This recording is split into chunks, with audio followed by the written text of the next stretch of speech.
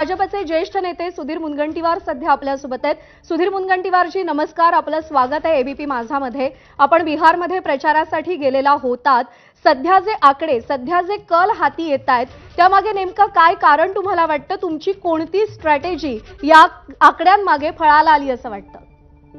नाही, कोणत्याही यशामध्ये एक कारण नसतं, अनेक कारणं असतात, ज्यामध्ये काही सकारात्मक असतात, काही कदाचित विरोधी पार्टीच्या एकूण वर्तणुकीच्या बाबतीत असतात। पहिलं कारण की केंद्रात भाजपचं सरकार आणि एनडीएचं सरकार आहे। राज्यामध्ये जर एनडीएचं सरकार आलं तर या बिहारचा जो काही विकास 1990 ते 2005 पूर्णपणे नकारात्मक झाला होता, तो सकारात्मक होण्याच्या दिशेने एक पाऊल पुढे होईल। कारण 2005 पासून जरी नितीश कुमारजींचं सरकार आलं तरी तेव्हा मात्र काँग्रेसचे राज्यकर्ते बिहारकडे ज्या पद्धतीने लक्ष द्यायला हवे होते ते देत नव्हते। बिहारची विकासाची सुरुवात जरी 2005 मध्ये झाली तरी गती मात्र 2014 पासून वाढली आणि यावर जनतेचा विश्वास आहे। जे 1990 ते 2005 ज्यांनी जंगलराज बघितलं ना, मी आता 6 दिवस चंपारण या भागामध्ये होतो आणि त्या भागात एक गोष्ट मला वारंवार जाणवत होती की साधारणतः एखादी वाईट घटना लोक काही दिवसात, काही महिन्यात, काही वर्षात विसरतात, पण बिहारच्या वाईट घटना सामान्य माणसं विसरायला तयार नव्हते। म्हणजे मला सुद्धा अनेक उदाहरणं तिथं जनता, लोक, आपण एखाद्या ठिकाणी हॉटेलमध्ये गेलो तर एखाद्या वेटरला विचारलं तर ते सांगायचे की एका कलेक्टर IAS अधिकाऱ्याच्या पत्नीवर बलात्कार व्हायचे आणि रिपोर्ट देणं कठीण व्हायचं। 6च्या नंतर बेतियामध्ये बाहेर निघणं कठीण असायचं किंवा त्या ठिकाणी असणाऱ्या चंपारण भागामध्ये बाहेर निघणं कठीण असायचं। विजेच्या बाबतीत आठवण करायची की आमच्याकडे 4 तास वीज असली 24 तासापैकी तरी आम्हाला आनंद व्हायचा। अशा पद्धतीच्या अनेक समस्या ज्यातून बिहारच्या जनतेने त्या नरक यातना भोगल्यात 1990 ते 2005 त्या विसरायला तयार नाही। आणि मग तेव्हा माझ्या लक्षात आलं की या ठिकाणी लोकांच्या मनात खूप जास्त या ठिकाणी द्वेष आहे।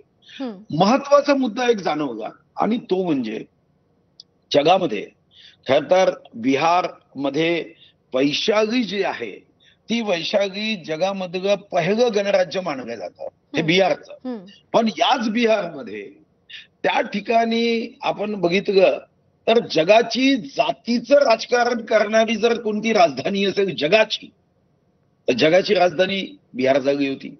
जातीवर राजकारण समीकरण काय, तर कोणत्याही टीव्ही चर्चेमध्ये तुम्ही ऐकाल M&Y, म्हणजे इतकं जातीय राजकारण जगात कोणत्याही देशात नाही। आणि जे बिहार जगाला ज्यांनी पहिलं गणराज्य दिलं त्या बिहारमध्ये जे जातीय राजकारण आहे त्यातून सुद्धा जनतेला त्रास व्हायला लागला। कारण या जातीच्या राजकारणामध्ये खुलेआम काही विशिष्ट जातीचे लोक हमारी सरकार आहे असं म्हणत 1990 ते 2005 पर्यंत हातात बंदुका घेऊन जे फिरायचे आणि या ज्या काही तिथं कथा किंवा त्यानंतर त्या कथेला पुन्हा पुरवणी लागते आणि त्यातून मात्र लोकमानसामध्ये एक प्रचंड असा द्वेष हा RJD किंवा त्यांच्या मित्रांबद्दल निर्माण झाला। लोकसंख्येच्या बाबतीमध्ये तुम्हालाही माहिती आहे की 3ऱ्या क्रमांकाची लोकसंख्या म्हणजे महाराष्ट्राच्या बरोबरीने बिहारची आहे आणि बिहार मधलं एकूण क्षेत्रफळ महाराष्ट्राच्या 1/3 आहे, म्हणजे 94,163 चौरस किलोमीटर। आमचं 3,07,713 स्क्वेअर किलोमीटर आहे। आणि तुम्हाला आश्चर्य वाटेल की बिहार मधलं पर कॅपिटा इन्कम, दरडोई इन्कम हे तर आपल्या देशाच्या सरासरीपेक्षा कमी आहेच। पण जेव्हा मी एका जिल्ह्याचं दरडोई उत्पन्न तिथं जेव्हा मी सर्व जिल्ह्यांचं दरडोई उत्पन्न बघत होतो, GDP की ग्रॉस डोमेस्टिक प्रॉडक्ट किती आहे, तेव्हा एका जिल्ह्याचं तर मला आश्चर्य वाटलं की एका जिल्ह्याचं दरडोई उत्पन्न वर्षाचं 19,000 आहे, जे महाराष्ट्राच्या आमदाराच्या ड्रायव्हरला सुद्धा महिन्याचा त्यापेक्षा जास्त पगार आहे। आता ही जी काही गरिबीची कारणं होती त्यातून RJD कितीही गोष्टी करत असले तरी त्यांच्या कोणी विश्वास ठेवायला तयार नाही। बरोबर आहे। सुधीर मुनगंटीवारजी, तुम्ही एक अत्यंत महत्त्वाचा मुद्दा उपस्थित केला, तो म्हणजे M आणि Y फॅक्टरचा। हाच M आणि Y फॅक्टर या निवडणुकीत सुद्धा महत्त्वाचा ठरला, तो कसा यावर आपल्याला चर्चा करायची आहे। पण एक छोटासा ब्रेक घेण्याची वेळ झाली आहे। आपल्याला विनंती की आपण आमच्या सोबत राहा।